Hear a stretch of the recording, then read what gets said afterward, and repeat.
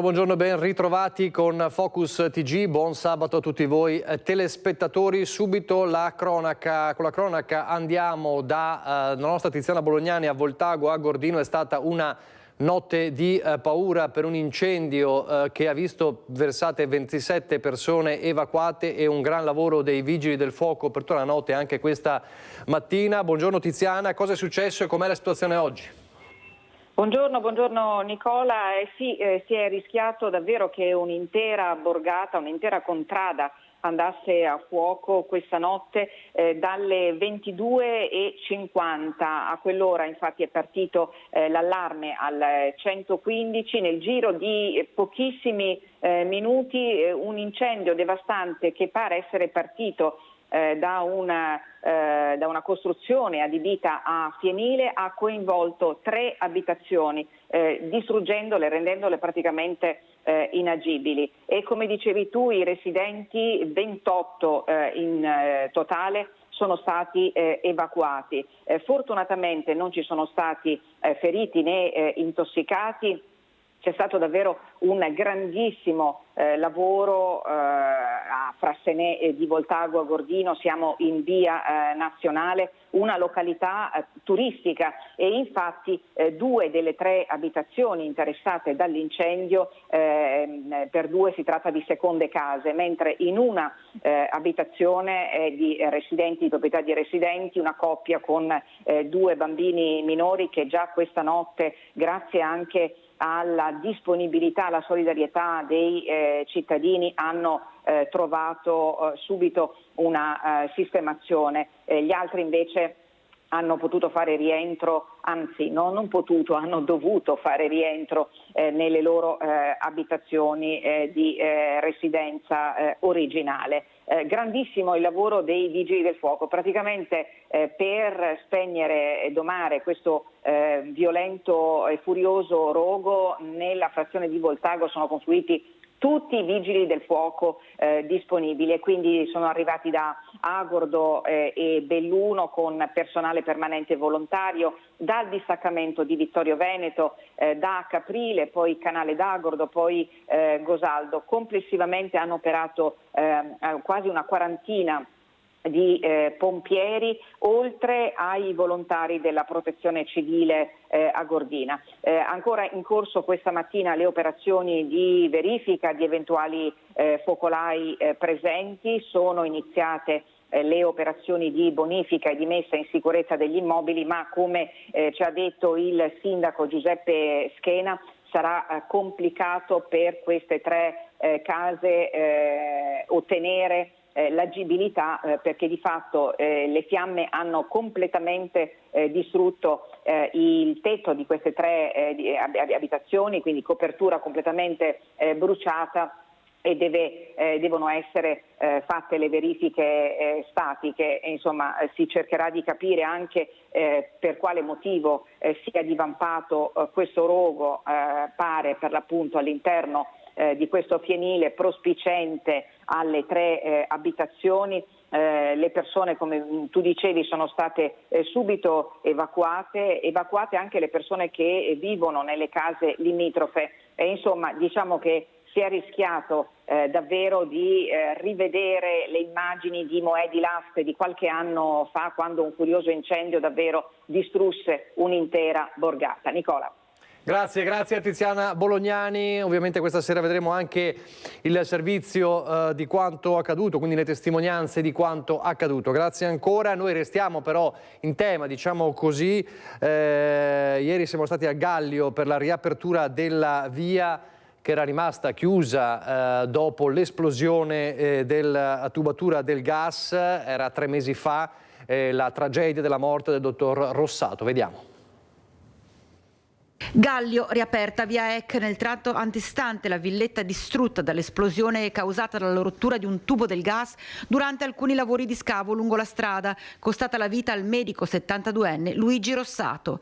Era il 1° ottobre del 2024 e oggi, dopo 3 mesi di lavori, finalmente torna totalmente praticabile in entrambi i sensi di marcia una delle arterie più trafficate dell'altopiano, di collegamento con il centro del paese e con la vicina Asiago. Finalmente verrà riaperta. Logicamente la tragedia è stata enorme e questo è stato solo un minimo parte di disagio in confronto a quello che poteva succedere e in confronto a quello che ha subito la famiglia.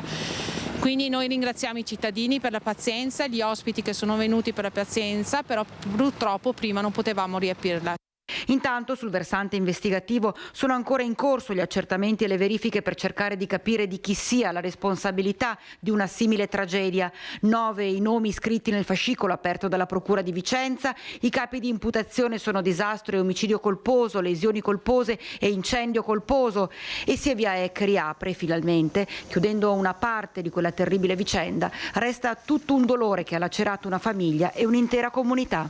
Certo è che resta una ferita nel paese. Una ferita grande, una ferita per tutti, ma soprattutto per la famiglia.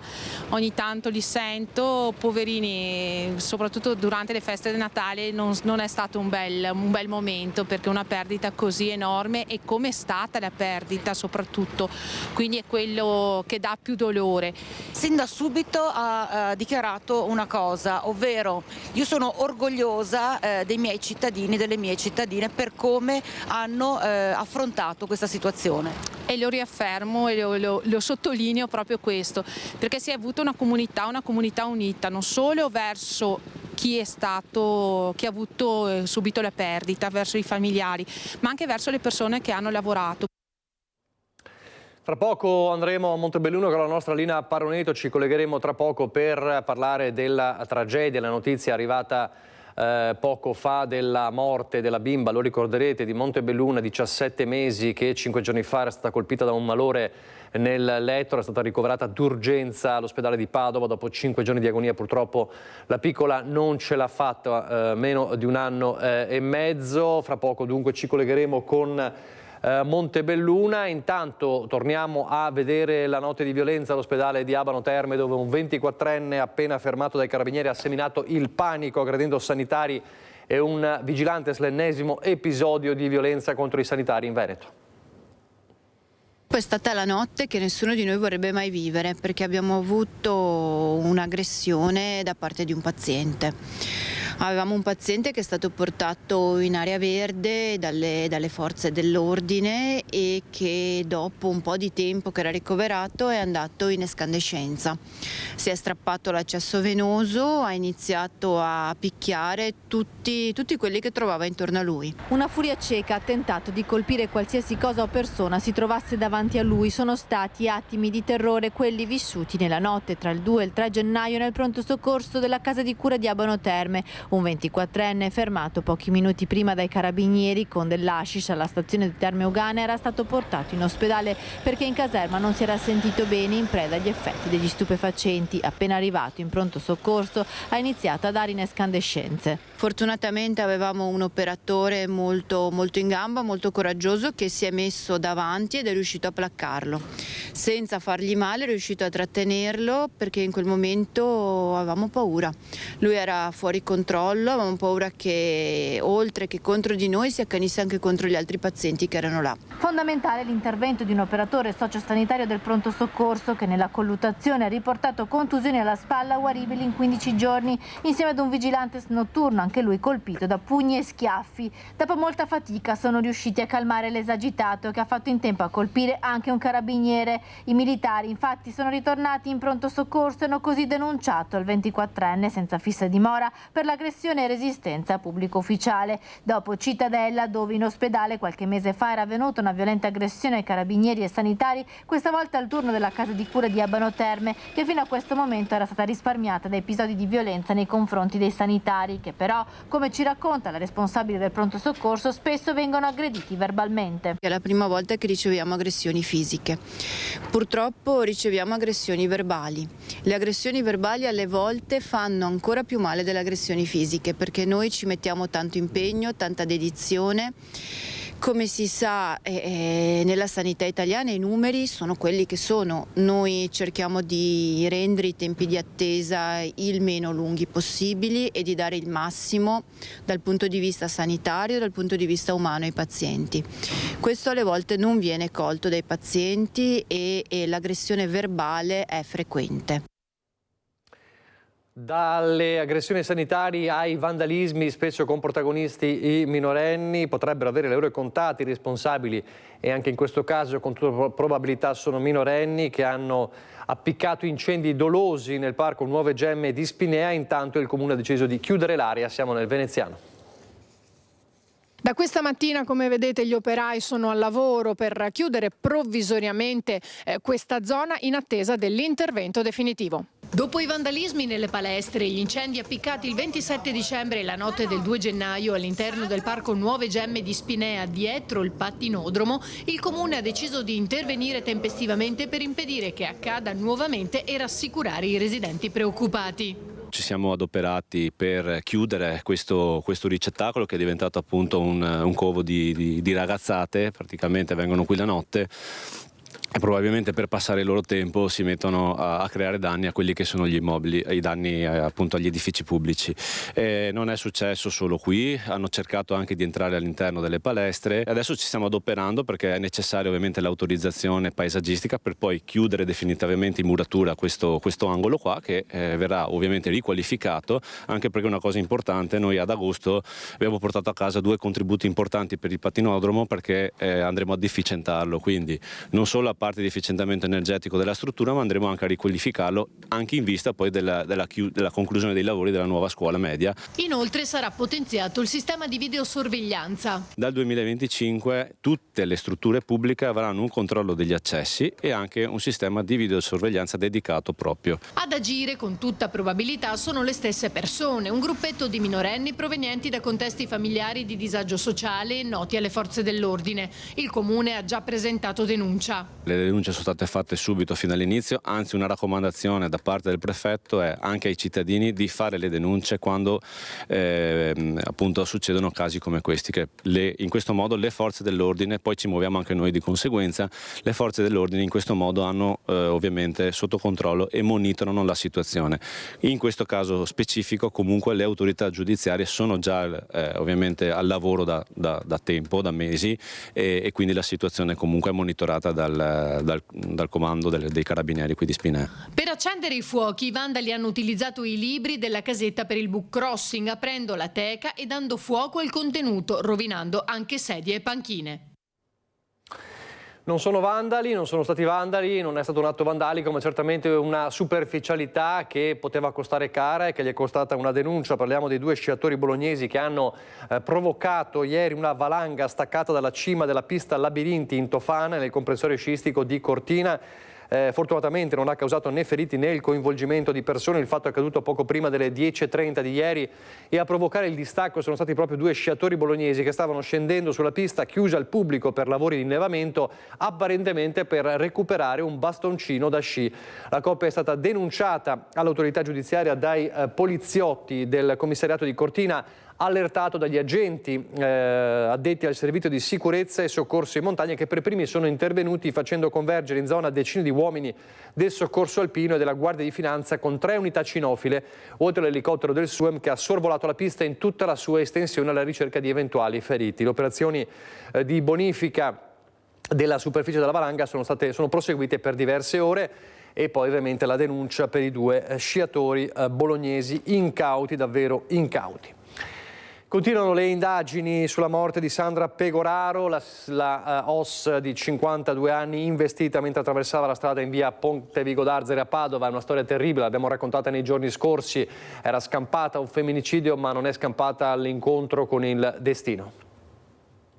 Non sono ancora stati fissati i funerali di Sandra Pegoraro, la 52enne operatrice sociosanitaria morta 10 giorni fa dopo essere stata investita da un'auto mentre attraversava la strada sulle strisce pedonali in via Ponte Vigo d'Arzere a Padova. La procura ha aperto un'indagine per omicidio stradale e non ha ancora concesso il nulla osta alla restituzione della salma ai familiari e forse potrebbe disporre ulteriori accertamenti per ricostruire nel dettaglio l'impatto fatale che ha portato al decesso della donna che nel 2022 era scampata legata anche ad un tentato femminicidio per mano del suo ex compagno. La procura ha indagato per omicidio stradale la donna di 56 anni che la sera del 22 dicembre alla guida del suo SUV ha investito Sandra Pegoraro. Verranno visionate le immagini delle telecamere e riascoltati i testimoni dell'incidente. La 52enne è rimasta cosciente fino all'arrivo dei sanitari. Le sue condizioni però erano molto gravi e sono peggiorate nei giorni seguenti fino al decesso avvenuto nel reparto di terapia intensiva dell'ospedale di Padova. Una storia segnata dal dolore, quella di Sandra Pegoraro, che nel maggio del 2022 era sopravvissuta al tentato femminicidio. In carcere l'ex compagno Stefano Fattorelli, 51enne, che già nel 1999 in provincia di Verona aveva ucciso una donna con 33 coltellate. L'uomo aveva coltellato anche Sandra, sua ex compagna, che però era riuscita a salvarsi. Dopo un lungo periodo la 52enne aveva ripreso a fatica la vita normale, diventando un simbolo per le donne come lei scampate ai femminicidi e che ora sulla sua bacheca di Facebook le lasciano messaggi di addio. A proposito di tragedie sulla strada, ci sono novità oggi sulla tragedia di Trevignano, la tragedia con la morte della 50enne Marica Visentin sotto gli occhi della figlia di 12 anni, travolta da un furgone in un incidente davvero incredibile, uccisa, morta, mentre tentava di dare una mano alla mamma con l'auto in panne. Fra poco ci colleghiamo con Lucio Zanato, che è a Paese, comunità sotto shock per la morte di Marica Visentin, per le ultime novità. Prima però vediamo cosa è successo ieri nel servizio di Daniela Sizia. Il botto tremendo, le urla disperate della ragazzina a terra sotto il furgone, Marica Visentin, 50 anni, di Paese. Ad accorrere per prima una donna residente proprio vicino al terribile schianto in via Madonnette. Sono venuta fuori e ho visto 4 macchine e sentivo questa bambina che gridava mamma, mamma, mamma. Ho visto il furgone e niente, ho detto mamma, ho gridato mamma, non vedo nessuno. Poi mi sono avvicinata al furgone, ho guardato sotto, mi sono messa le mani nella testa, ho detto mamma mia, ho fatto. E però la donna non si muoveva, non dava segni di vita. Una concatenazione di eventi hanno provocato la tragedia. La macchina dell'anziano 85enne si è fermata per un guasto lungo la provinciale via Roma. Un automobilista l'ha aiutata a spostare il veicolo in via Madonnette. Poi è arrivato un residente che ha tentato di capire quale fosse il guasto. Io ho guardato la macchina, cosa che aveva. Ho visto non aveva niente, ho detto il capo il meccanico e ha detto chiamo la figlia. Perché il meccanico non rispondeva. Dopo io sono preso e sono andato a casa. Poco dopo è arrivata Marica Visentin insieme alla figlioletta di 10 anni che ha parcheggiato vicino all'auto della mamma e proprio mentre attendevano insieme il carro attrezzi, dalla parte opposta di via Madonnette un furgone che non avrebbe rispettato il dare precedenza ha tentato di attraversare l'incrocio proprio mentre stava arrivando un'Opel Corsa condotta da una donna straniera. L'impatto devastante. Il furgone, ormai senza controllo, ha proseguito la corsa fino ad urtare i 2 veicoli parcheggiati sul ciglio della strada di via Madonnette e travolgendo la 50enne. I soccorritori hanno dovuto alzare il furgone per estrarre la vittima priva di vita. La donna è morta sotto gli occhi della figlia e della mamma 85enne, entrambe con lieve lesioni e sotto shock sono state portate in ospedale a Montebelluna, così come la donna straniera, la guida dell'Opel Corsa, rimasta ferita nell'impatto con il furgone. Illeso il conducente del van che ha cercato di ricostruire quanto accaduto. Io ero già al centro dell'incrocio, ha detto disperato ai soccorritori. Ora saranno i carabinieri a ricostruire la tragedia, l'ennesima nella Marca. Sul posto anche la polizia locale e dei vigili del fuoco arrivati con 2 mezzi. A Porcellengo di Paese la notizia è arrivata subito lasciando nel dolore gli amici, i familiari e quanti conoscevano la giovane mamma. Allora, lo diceva Daniela Sizia nel servizio, è arrivata in pochi istanti la notizia della morte. È una zona di Porcellengo che è ancora sotto shock. A Porcellengo, a Paese, si trova il nostro Lucio Zanato. Ci sono anche novità sul fronte delle indagini perché sono 2 gli indagati per questa tragedia. È così, Lucio? Buongiorno. Buongiorno Nicola, buongiorno ai telespettatori di Rete Veneta. Come vedete alle mie spalle c'è chi ha portato dei fiori qui in via Baldrocco, dove abitava Marica Visentin con la figlia di 10 anni, dei fiori per dimostrare quanta vicinanza ci sia in questo momento di dolore, soprattutto per la figlia che di fatto a questo punto si appoggerà alla nonna, ai familiari più stretti, ma di fatto è rimasta sola al mondo.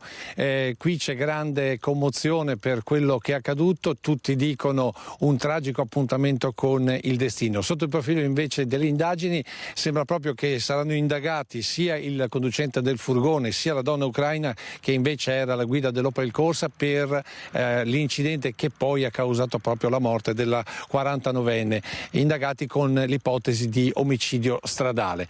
Per quanto riguarda invece qui, grande commozione, dicevamo, abbiamo sentito il personale del bar dove Marica ogni mattina sostanzialmente si fermava prima di andare al lavoro a Montebelluna, lavorava in un'impresa di pulizie, e tutti la ricordano come una persona solare, una persona che non mollava mai, una persona che aveva affrontato diverse difficoltà della vita, ma sempre con il sorriso, sempre con una grande forza, e per tutti è una grande perdita quello che è accaduto ieri. Abbiamo sentito anche il sindaco, anche da parte del comune ci sarà sostegno soprattutto alla bambina, ma in genere alla famiglia di Marica Visentin. C'è grande attenzione anche perché lei era molto impegnata all'interno della scuola, dei gruppi scolastici, e quindi c'è veramente una solidarietà attorno a chi sta subendo questa immane tragedia.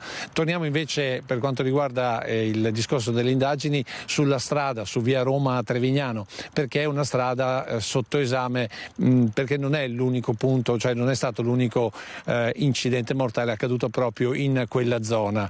Qualche anno fa, in dinamiche completamente diverse, però un'altra donna aveva perso la vita. E proprio per questo allora sentiamo le reazioni sia delle persone che vivono lungo via Roma lì a Trevignano, sia del sindaco di Trevignano Franco Bonesso. E poi linea a te Nicola. Le lamiere contorti lampeggianti delle forze dell'ordine, il lenzuolo che copre la vittima, l'ennesima della strada. Gli automobilisti passano, rallentano e guardano la scena di una tragedia immensa. Un incrocio pericoloso, a dirlo è il sindaco di Trevignano Franco Bonesso. Esprimiamo un profondo dolore e esprimiamo anche le più sincere condoglianze alla famiglia della signora che è deceduta in un incidente che ha dell'incredibile. Purtroppo si corre troppo forte nelle nostre strade, in modo particolare nella strada provinciale 68 dove è avvenuto l'incidente. L'incrocio è segnalato da un semaforo lampeggiante, ma ancora, ci dice, non è sufficiente. Abbiamo bisogno di maggiori strumenti per limitare la velocità, strumenti che oggi il codice della strada non ci dà. Credo che, ancorché sia appena stato modificato, abbia bisogno subito di una revisione per dare alle amministrazioni locali le strutture e la forma per installare autovelox che inducano gli automobilisti a rallentare. Non è il primo incidente in questo incrocio, ci raccontano i residenti, mai così grave, ma ci sono stati altri sinistri. E questo incrocio è proprio un incrocio, diciamo, maledetto in tutte i sensi, perché ne succedono spesso. Questa strada no, questo incrocio abbastanza. Non è la prima volta che succede qualcosa, magari non così grave, ma perché comunque anche uscendo da lì è una strada tutta dritta e basta attraversare un attimo e magari ti prendi dentro con un'altra macchina che arriva, perché qua corrono anche. Marica Visentin viveva a qualche chilometro dal luogo della tragedia, a Porcellengo di Paese, lavorava in un'impresa di pulizia. Sul posto sono arrivati i familiari della donna sconvolti. Un tragico destino, dice Katia Uberti, sindaco di Paese, che ha preso subito la notizia. L'intera comunità di Paese si stringe al dolore della famiglia della vittima. Da uno shock all'altro, lo shock di Vedelago per la morte di Gianfranco Caufin, 50enne di Albaredo, cresciuto a Vallà di Riese, a Stroncarlo un valore dopo aver giocato a padel con gli amici a Loreggio nel Padovano. Il gruppetto era entrato nel campo da gioco e stava apprestando per qualche tiro di riscaldamento, poi improvvisamente l'uomo si è fermato, ha chiesto aiuto ai compagni prima di accasciarsi a terra. Uno degli amici ha cominciato a praticargli il massaggio cardiaco, chiamando poi il 118 in attesa dell'arrivo dell'ambulanza. La corsa disperata poi verso verso l'ospedale di Campo San Piero, dove però dopo un'ora e mezza i medici hanno dovuto arrendersi e dichiarare il decesso. Caufin lavorava alla 3DZ di Castelfranco, ad Albaredo era noto per il suo impegno nella comunità come catechista, animatore, volontario nelle sagre, nell'organizzazione di eventi di beneficenza come quelli a sostegno della Città della Speranza e anche nella società di pallavolo di Vedelago, una comunità in lutto per la sua morte improvvisa. Pochi istanti di pubblicità, poi di nuovo in diretta.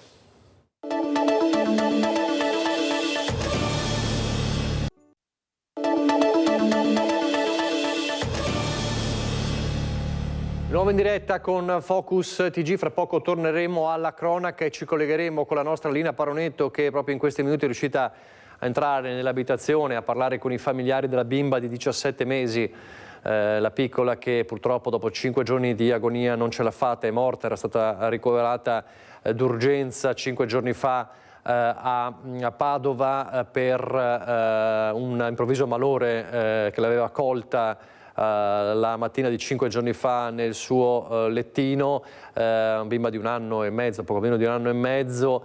I genitori ovviamente avevano lanciato subito l'allarme e c'era stato il ricovero d'urgenza a Padova. Purtroppo è sempre stata in condizioni molto gravi, con nessun miglioramento, e purtroppo nelle scorse ore la bimba è morta e fra poco ci collegheremo con Lina Paronetto. Per adesso lasciamo la cronaca, ma solo per poco, e c'è la politica. La politica, come sapete, in questi giorni una sorta di fuga in avanti un po' della Lega, con alcune dichiarazioni importanti per quanto riguarda le elezioni regionali. Si potrebbe far strada l'ipotesi di un centrodestra diviso, con una corsa solitaria della Lega che potrebbe scegliere come candidato anche l'attuale sindaco di Treviso Mario Conte, e il primo cittadino di Treviso nonché presidente di ANCI Veneto dice: se me lo chiedessero non mi tirerei indietro. Sentite le sue parole.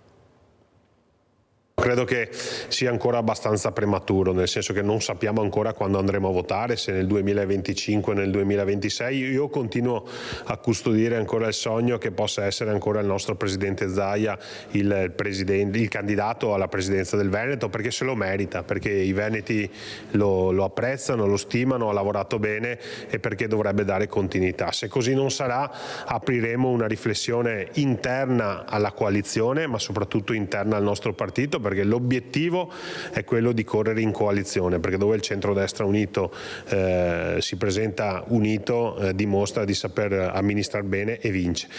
Se però non ci saranno le condizioni, la Lega ha dimostrato, grazie alla presenza di tanti amministratori, di poter fare anche la corsa solitaria, però lì apriremo degli altri tipi di ragionamenti all'interno del nostro partito, ma con grande serenità. Io oggi sono chiamato a portare avanti le tematiche che vedono protagonista la città di Treviso, dai cantieri alla sicurezza alla città universitaria. Insomma, siamo molto impegnati su questi fronti che sono molto pratici. Poi per il futuro vedremo un po' più avanti, però intanto mi lusinga, no, che venga accostato il mio nome a quel ruolo così importante. Sindaco, ma se ci fosse la possibilità, e sembra che sia così, del suo nome come presidente della regione, lei cosa risponderebbe?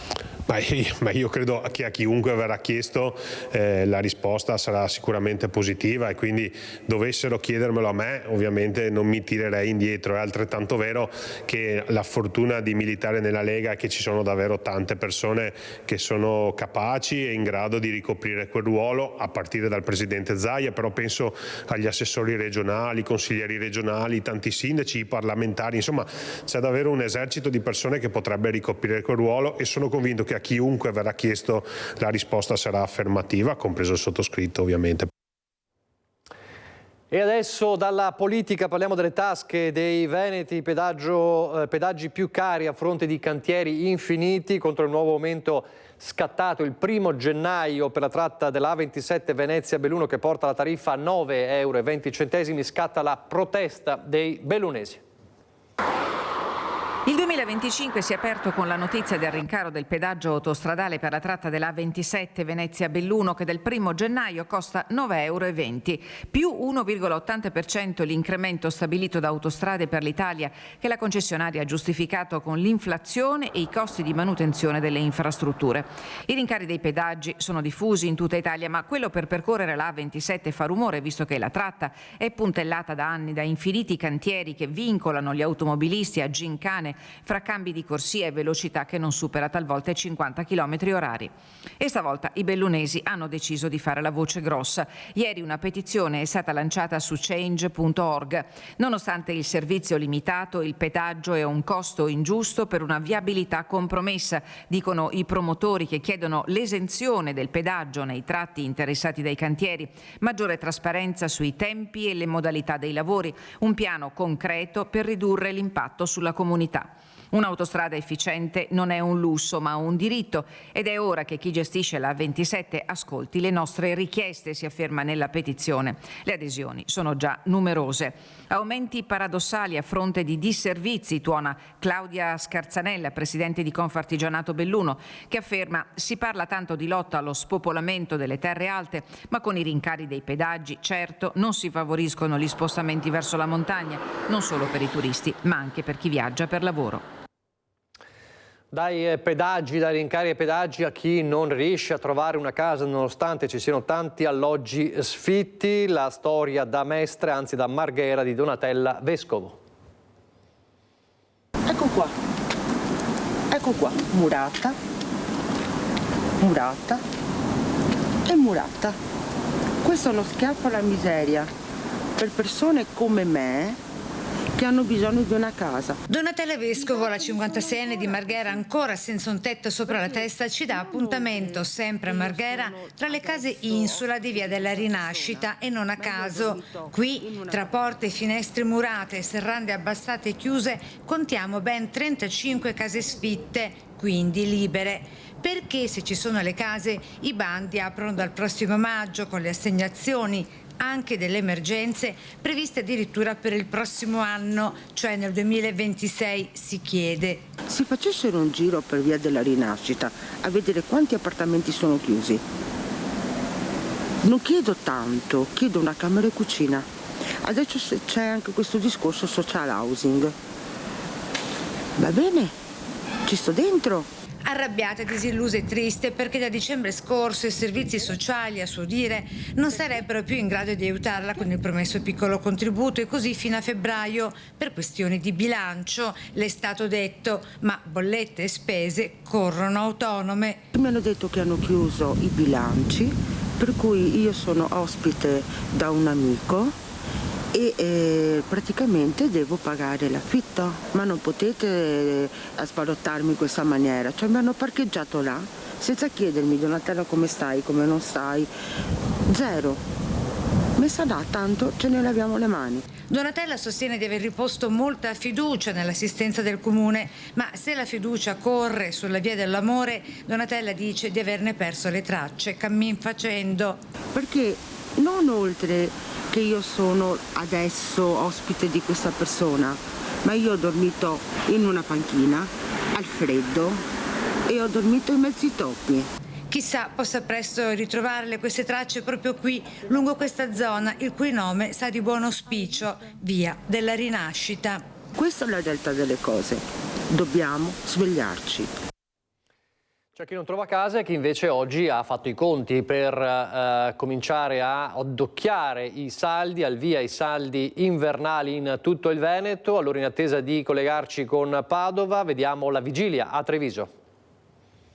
Che i saldi continuano a mantenere il loro appeal, sono importanti perché comunque il riscontro del consumatore è proprio nel periodo dei saldi, ripeto 53% rispetto a un 20% del Black Friday. C'è chi li ha messi in discussione per modalità e tempistiche di applicazione, chi con gli acquisti online li ritiene superati da un mercato variegato in evoluzione, e invece i saldi, nati con una legge che risale addirittura al 1939, continuano ad esercitare una forte attrattività.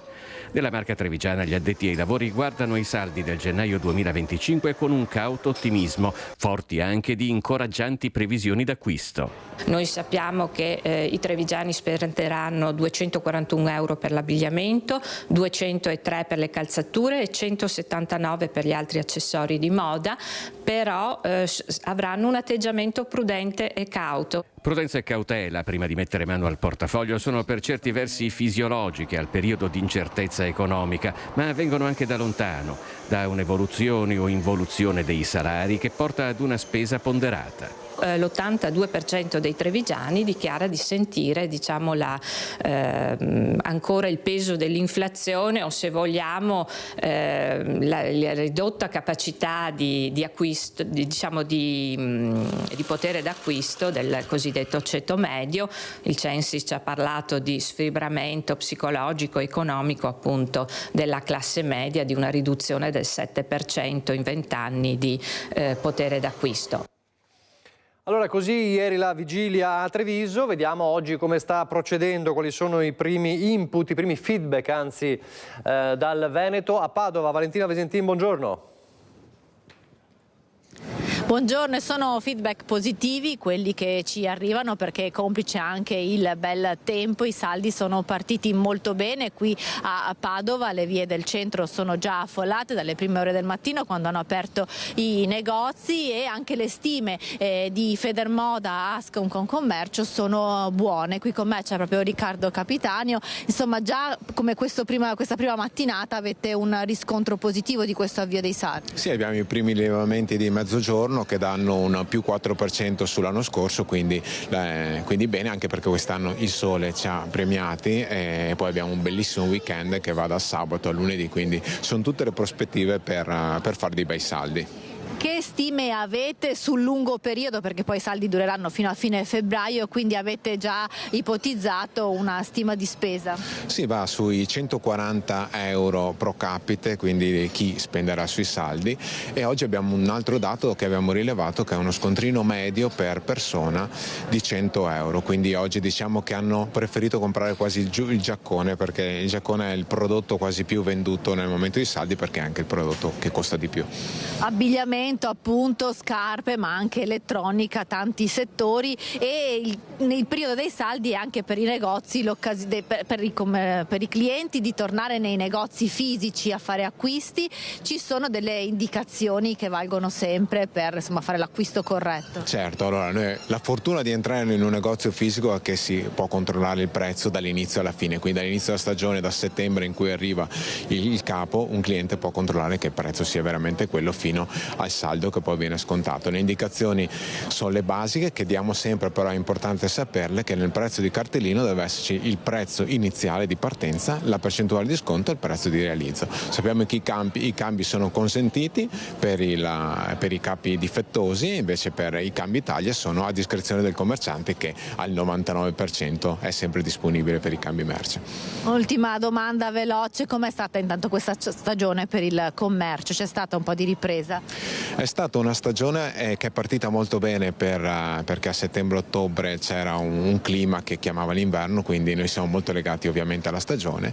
Un novembre fatto con un Black Friday che ha portato, anche con questa leva, ha portato traffico nei punti vendita, e un dicembre che è partito un po' tardi, però alla fine è partito, quindi ci sono sempre delle criticità nei negozi fisici, però stiamo anche come associazione di categoria stiamo cercando di risolverli anche assieme alle amministrazioni comunali.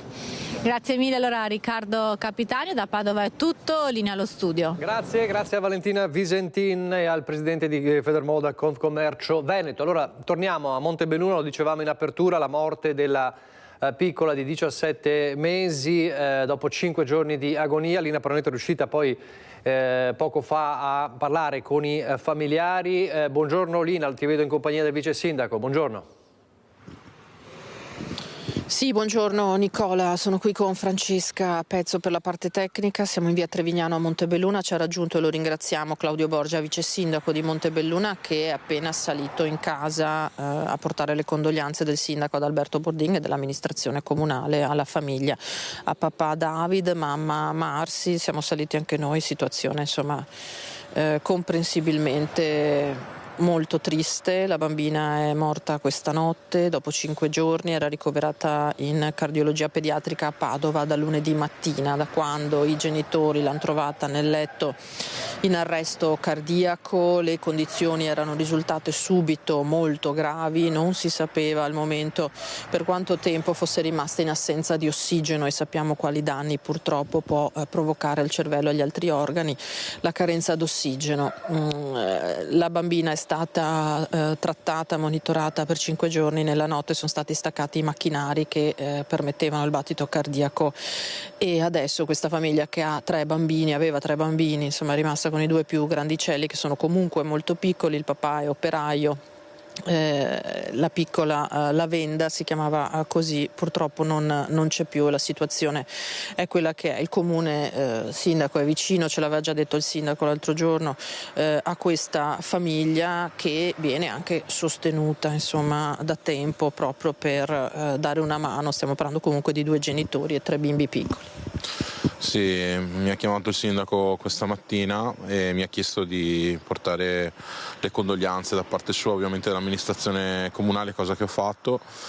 Vi assicuro che da amministratore locale, quando capitano tragedie del genere, non è semplice per noi che dobbiamo insomma stare vicino, ma non posso immaginare, anzi non posso immaginare cosa stia passando la famiglia. Ho visto una famiglia distrutta, particolarmente, come dire, provata da questa che è a tutti gli effetti una tragedia, perché sono una bambina di 17 mesi che perde la vita per un arresto cardiaco, non si può far altro che chiamare tragedia.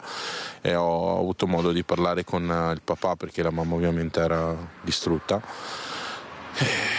Noi seguiamo la famiglia come servizi sociali di Montebelluna, che ringrazio perché insomma anche in questo momento così difficile sono stati vicini, hanno aiutato, hanno sostenuto la famiglia, li hanno accompagnati all'ospedale di Padova e sono venuti a prendere anche insomma dopo l'orario di lavoro insomma i nostri assistenti sociali, in questo caso Samantha e il nostro responsabile Thomas, sono stati, come dire, aggiornati quotidianamente, insomma hanno fatto quadrato, come anche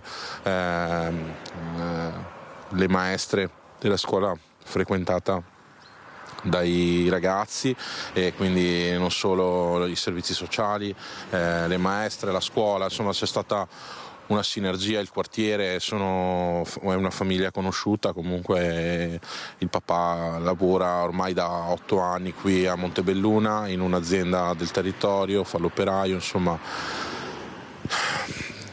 notizie come queste non si vorrebbero mai sentire, purtroppo non ci sono altre parole se non tanto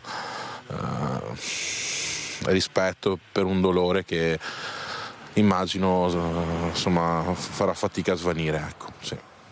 Grazie Vice Sindaco Borgia. Naturalmente la Procura della Repubblica di Treviso ha aperto un fascicolo, come è prassi naturalmente per un caso di questo genere. Ci saranno gli accertamenti di rito, ci saranno anche le indagini sanitarie naturalmente per capire come mai possa essere capitato un malore di questo tipo. Si è detto in questi giorni che potrebbe essere legato a un quadro pregresso sanitario della piccola, ma sono tutte verifiche che andranno svolte naturalmente anche per il bene degli altri bambini, insomma, per capire se ci sia una qualche problematica da indagare. Resta, come diceva il vice sindaco, un dolore enorme naturalmente, che noi, inutile dire che ci siamo trovati di fronte a una coppia di genitori devastati dall'epilogo che era purtroppo in qualche modo previsto, perché i medici avevano subito detto che la situazione era molto molto grave e naturalmente adesso devono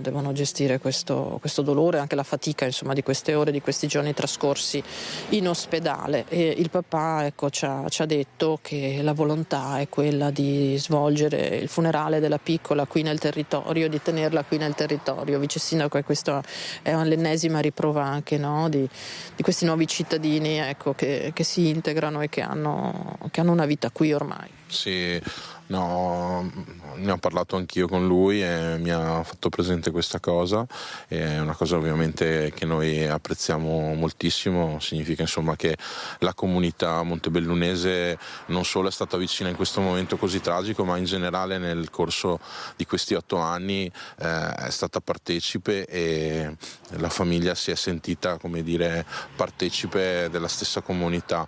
È sicuramente insomma un gesto, devo dire, bellissimo per il territorio, dimostrazione che da noi l'integrazione funziona e quindi non possiamo far altro che insomma apprezzare. A prescindere ovviamente rimane il dolore di un'intera comunità che perde una propria concittadina, per cui oggi Montebelluna è in lutto, perché insomma perdere una bambina in questo modo insomma è devastante, inaccettabile. Cercheremo di stare accanto alla famiglia e non sono delle frasi fatte, perché solitamente anche dopo tragedie come questi i servizi sociali ancora di più stanno vicini e sostengono le famiglie che sono in difficoltà e che faticano poi a riprendere la vita quotidiana, insomma, perché sappiamo quanto poi possa incidere una tragedia del genere nella famiglia, ecco.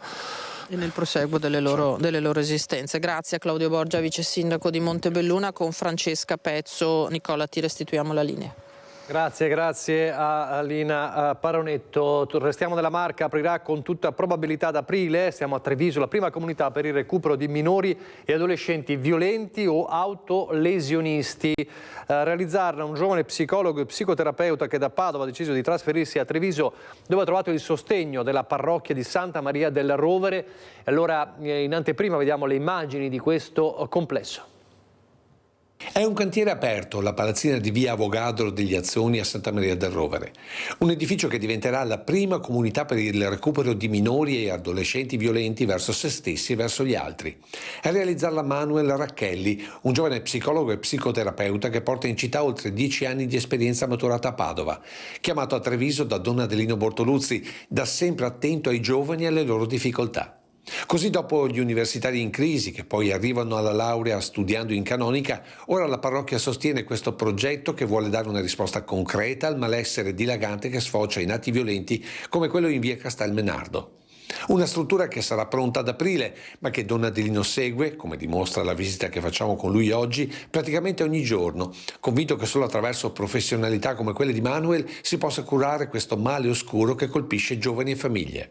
Nascerà una comunità per adolescenti in difficoltà dagli 11 ai 18 anni con delle possibili patologie di varia natura psichica.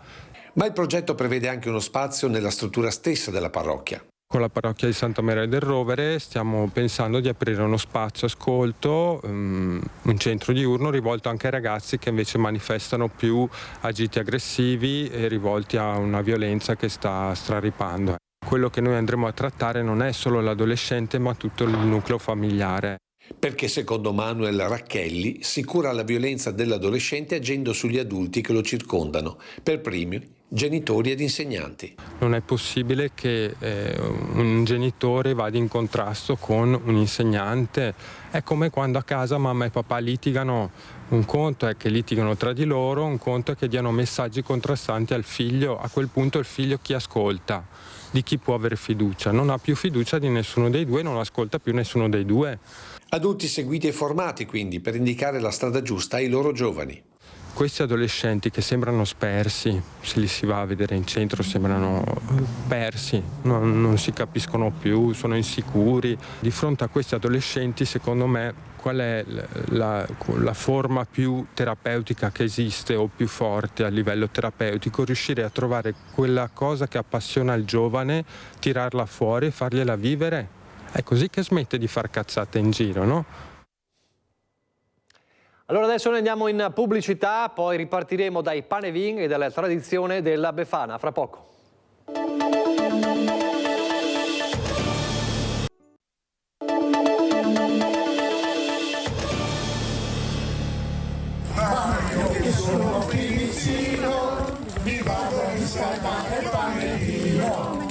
Semaforo verde per i Panevin a Treviso, decine di volontari possono così mettersi al lavoro e salvare la tradizione, da qualche anno soggetta ai rilievi sulla qualità dell'aria. Il via libera ufficiale è arrivato nel primo pomeriggio, quando Casugana ha preso atto dei dati dell'ARPAV, così come registrati dalle centraline del capoluogo. Abbiamo ricevuto il bollettino ARPAV che ci dice che le condizioni dell'aria sono migliorate.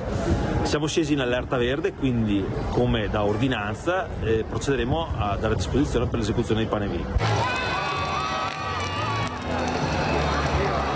Un ok che, ribadisce il vice sindaco Alessandro Manera, tra l'altro assessore all'ambiente, non era assolutamente scontato. È sicuramente un dato importante perché in caso di allerta arancione e allerta rossa questo non sarebbe stato possibile. 8 i falò che illumineranno la notte dell'Epifania in città, a partire da quello organizzato in via Caldibreda, alle case Piavone, dal gruppo folcloristico trevigiano e poi Sant'Antonino, Sant'Abona, la parrocchia di San Bartolomeo e ancora Selvana, Sant'Angelo, Sant'Anna di Monigo, San Giuseppe. E quindi buon Panevin a tutti.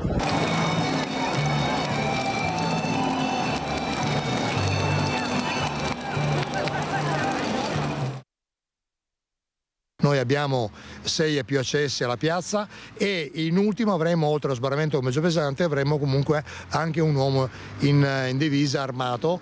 Non scherza con la sicurezza il sindaco Presti. Guardie armate agli accessi nell'area del Panevin ad Arcade.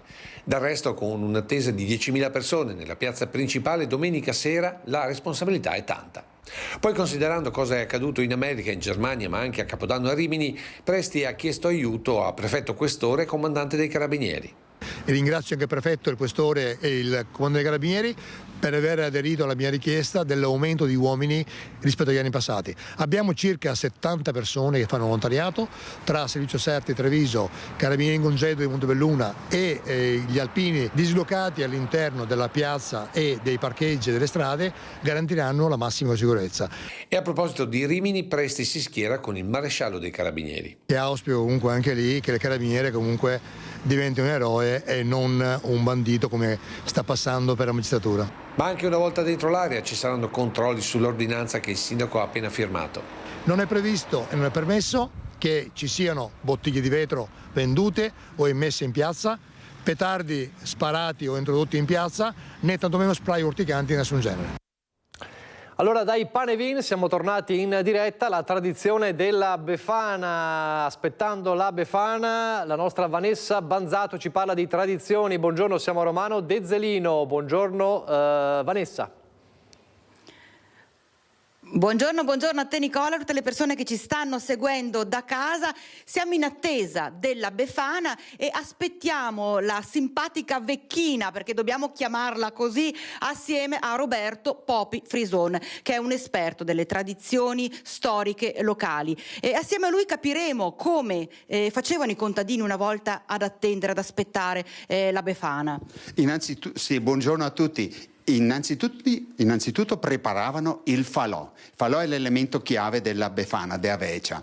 E brusar Avecia, si dice dalle nostre parti, Panevin nel trevigiano, Brugnelo nel veronese, Pirro e Paro è magari annuale. E, cosa rappresenta la vecchia? Rappresenta l'anno vecchio e deve essere bruciata per far posto all'anno nuovo. C'è una maschera molto interessante nella Valle di Zoldo, la Gnaga, dove si vede questa vecchia che ha sulla gerla il bambino. Ecco, penso non ci sia miglior maschera antropomorfa a rappresentare il significato della vecchia, ma soprattutto il fuoco è anche quello della Befana che rilancia la primavera. E mentre i fuochi solstiziali, quello di Santa Lucia, di San Nicola, servivano per chiamare la luce, per festeggiare la luce, perché il sole si era fermato in quel periodo, credevano che si fermasse ovviamente, e fa ripartire Giunone col suo carro solare, qui invece si vuol chiamarla primavera. Ecco che spiegato perché nel primo Novecento ancora qui in Veneto l'Epifania veniva chiamata Pasqueta e i bambini che danzavano attorno al Brugnelo o alla vecchia, al fuoco, venivano chiamati pasquine. Pensate quanto è bello l'immagine poetica del contadino, tutti questi contadini che stanno attorno assieme al calore del bruciare la veccia, poi una volta finita la pira questi si recano a casa e fissano il bestiame uno ad uno per riconsegnare il calore benefico del rito agrario del bruciare la veccia. E intanto, aspettando alla veccia, sul tavolo cosa si preparava? Si preparava il piatto per aggraziarsi la vecchia, qua veniva sulle case, cioè, dovevo fare in modo io, che ero bambino, che fosse minimo do fette de saiado, con la cioppa de pan fatta a mano e un gotto di vin. Così mi garantivo anche la bontà poi della Befana. Ma tra i vari dolci tipici del periodo, ve ne ho citati alcuni prima, qui nella Val Brenta, soprattutto oggi a Romano, si produce, c'è una pasticceria in centro, la pasticceria d'Azilio, che è un carissimo amico, che fornisce quelli della Val Brenta del loro dolce tipico che producevano già per tutto il Novecento. Poi adesso la pasticceria lì non funziona più e cosa producono? Questa forma si chiama il popo de Astriga, perché la striga è la Befana, e riproduce un soggetto con le gambe aperte e che tiene una mano sulla testa, questa è la mano sulla testa e l'altra in tasca, è un po' scanzonato. Il popo de Astriga, che è fatto con della pasta di biscotto e che va a ruba in questi giorni proprio da quelli della Val Brenta, a Vastagna. È una meraviglia. Certo. E ovviamente le calze. La calza non manca mai, e soprattutto quelle di quel periodo, che poi io francamente spero sempre di trovarci dentro le carobue, perché mi ricorda l'etimo della parola carato, nasce dai semini, i carati dell'oro, nasce dal semino che c'è dentro alla caruba. E allora, insomma, aspettiamo davvero con anche un animo diverso quest'anno, dopo aver conosciuto anche queste cose, la Befana il 6 gennaio. E da Romano De Zelino, con questo ben di Dio, è il caso di dirlo, io Nicola ti ricevo la linea. Grazie a Vanessa Vanzato, grazie anche a Roberto Popi Frison, davvero ci è venuta fame, non possiamo non confessarlo, e allora ci salutiamo qui con questa edizione di Focus TG, grazie per averci seguito, arrivederci.